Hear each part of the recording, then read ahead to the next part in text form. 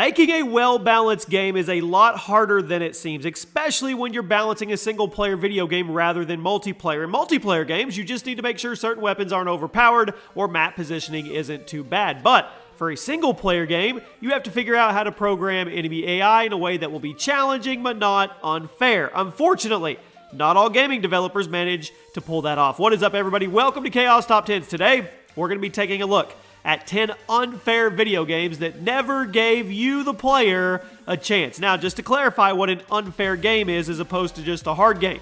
A good hard game will be difficult and require many tries for you in order to beat it, but it will also have predictable enemies that you can learn how to defeat, like in Dark Souls or Doom. But an unfair game is a game that does not give you a fair chance at defeating certain enemies and just expects you to smash your head against a wall over and over again until you either get lucky or you figure out how to cheese your way through it. Put simply, if you die in a video game but it was your own fault, that's fair. But if you die in a video game because of something you couldn't have predicted or countered, that is unfair. You guys will get it once we get going. Let's get into it. Kicking off our list today at number 10 is Time Crisis, a legendary arcade shooter series. Just about everybody knows Time Crisis, but not nearly as many people remember just how BS the first game in the series was. The series is known for its unique format, in which you have a very limited time amount to complete phases of a level, and you get time extensions for the enemies that you kill. But the very first Time Crisis, well, it didn't quite have this formula down. The time extensions were much less generous than later games, and the enemies also didn't give you nearly as much time to react to their shots, making it way harder to actually clear them out. Time Crisis is definitely one of the best arcade franchises of all time, but probably wouldn't be the case if the developers didn't listen to the feedback of the first game because of how harsh and unfair it was to the player.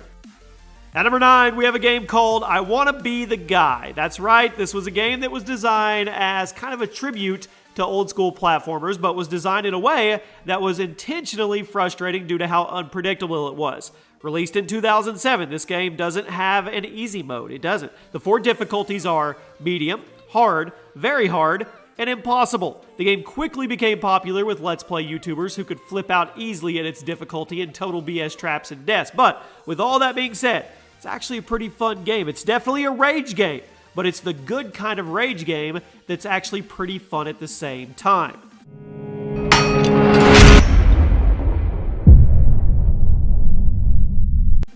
We're going way back for this one. If you never played this, you don't know the word frustration when it comes to a video game. I'm talking about Battletoads. This was one of the games that put Rareware on the map in the gaming world, and it was partly due to its difficulty. Back in the early 90s, beat-em-up games were some of the biggest in the world thanks to the success of Ninja Turtles and Final Fight, Double Dragon, so on and so forth. And when Rare set out to make their own beat-em-up, they decided to try and make it as difficult as humanly possible. Although, they probably went too far. The original Battletoads is hard, often requiring a good amount of trial and error in order to finish it. It was so difficult that later ports of the game actually had to be edited a bit to be easier. So unless you played the original NES version of Battletoads, chances are you actually haven't played the hardest, most unfair version. At number 7, this one says it right in the name. The Unfair Platformer. This game's title sums it up. The Unfair Platformer is a Flash game that first popped up in 2008, and it's intentionally difficult. It's a parody of 2D platformers like Mega Man and Super Mario. Pretty much everything that sucks, it happens in this game. Insta-death traps, visible spikes, jumps that require pixel-perfect accuracy with wonky controls. You name it, this game has it. If you want a good laugh, though, go watch the Rooster Teeth Rage Quit episode specifically on this game, the Unfair Platformer. At number 6, Halo 2 on Legendary. Now, the first Halo game on Legendary is one of the best examples of a game that is very difficult, but still very fair. So naturally, you would expect that to carry over to the sequel. However, due to a very troubled development cycle, Legendary mode in Halo 2 wasn't nearly as polished as the first one, resulting in it having some infamous difficulty and tons of total BS sections and enemies. You had things like one-hit melee deaths, enemies being able to track you through walls, and the freaking sniper jackals that could kill you instantly from any range and could not be countered in any possible way, which basically forced you to just play whack-a-mole with yourself until you pick them off from range. Halo's Legendary difficulty is a staple of gaming, but Halo 2 definitely screwed a lot of things up.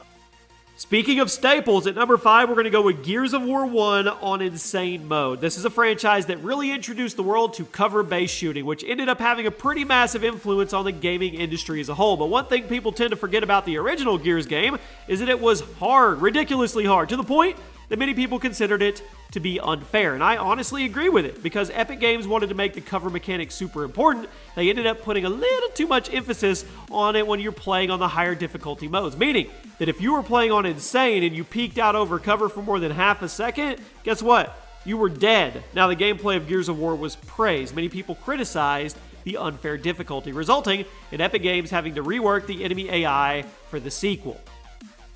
At number 4, we have Mario Party the series. Screw Mario Party, seriously. It's the longest running party game franchise from Nintendo that was designed as a way to bring people together with this cool hybrid between board games and video games, right? When you start up a game of Mario Party, everything is great. However, when you get down to the 5 final turns, get ready to absolutely hate everyone that you were playing with, because the game is about to screw all of you over. Mario Party is notorious for turning the tides on players for absolutely no reason and just taking items and stars away from you because, well, if you have them, they want them, often resulting in the worst player in the party actually ending up being the winner just because the game said so. Mario Party is definitely fun, but if you're going to be playing it with friends, you better be ready for some arguments and some friendships to break up near the end, because it happens. Okay, let's be honest, this game is complete BS at number 3. It really is, okay? Listen, hear me out. Fortnite Battle Royale. Now, most Battle Royale games have a certain level of unfair elements. Fortnite takes them to a whole new level. Aside from the fact that you can spawn in and get nothing while your enemy drops in on a P90 or a pump shotgun, you also have to factor in all the weird bugs like ghost hits and build warping, as well as the infamous rifle bloom. That means you could be tracking somebody perfectly, be just a crack shot, and still miss every one of your shots, while the other person just randomly sprays and they melt you. Now, I love Fortnite, but you can't tell me with a straight face that it's a fair game at all. Maybe it used to be, maybe in the beginning, but those days are long gone. Hopefully, maybe they'll come back, maybe. I doubt it, but we can hope. At number 2, we're going to go with Cat Mario. This is a game I've mentioned before a few times. It's been a while since we've talked about it, so here's a refresher. Cat Mario is a Japanese 2D platformer released in late 2007 as freeware online that parodies Super Mario Bros. For the NES, and it quickly gained popularity online for its insane difficulty. Remember how around 2008 and 9 there was this weird explosion of Flash games designed to be difficult? You can pretty much thank Cat Mario for starting that trend. It was basically Mario, but with a cat as the main character, with countless invisible insta-death traps that made progress an insane grind of trial and error as you desperately try to map out the level and remember where everything is so you don't step on it again. Weirdly enough, Cat Mario actually got good reviews when it came out, as people praised it for being fun and a new take on 2D platformers, and it even ended up getting an unofficial sequel for the Nintendo 3DS a few years later. And you saw Cat Mario at number 2, so you probably guessed the number 1 spot. I have to put it here. Unfair Mario. If you think Cat Mario is hard, well, you haven't played this one. Finishing off our list today is another Super Mario parody game, but this time it cranked up the BS death traps to 11, broke the knob off, and threw it directly in your face. Unfair Mario is a Flash game that mimics Super Mario World for the Super NES this time, but it had tons of invisible traps and spikes that required you to run through the level often dozens and dozens of times just to learn where everything is before you can finally finish it, at which point you'll load into a new level, and guess what? You get to do it all over again. I tried Unfair Mario, and I will never play it again. Now, Cat Mario was unfair, but at least had some kind of decency with its design. Unfair Mario pulls absolutely no punches, and it's pretty much impossible to play without breaking something in your room, your office, or your gaming setup. And to me, it is totally deserving of the number 1 spot. And there you have it, my friends. Those are 10 unfair games that they honestly never really gave you a chance. You never really had a chance, no matter how hard you worked or how much of a chance you think you possibly had.